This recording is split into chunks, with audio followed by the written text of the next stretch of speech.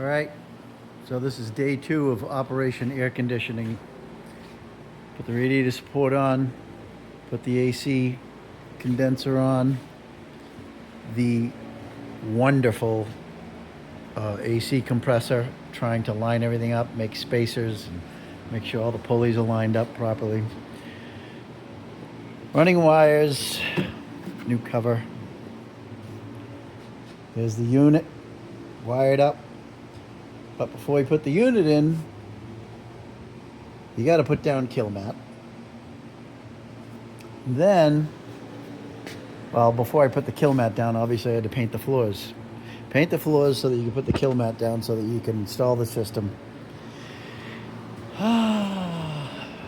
Today, I'm continuing on with the controls, where you take the original factory controls with all the linkages and cables and you convert them to electronic controllers. Install these, drill some holes,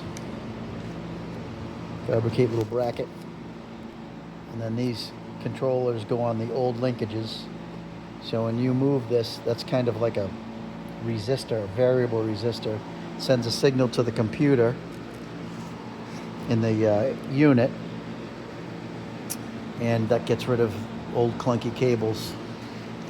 I got to install this hot water valve for my heat, duct work, blah blah. But right now,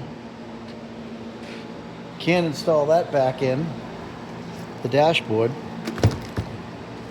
until I restore the dashboard or paint it, sand it, paint it. I don't like this shitty piece here. It's crappy. So I'm probably gonna buy a new one. But meanwhile, I'm gonna disassemble, just take the switches off.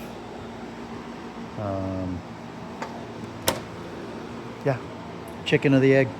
You can't do something until you do something else. So, that's it.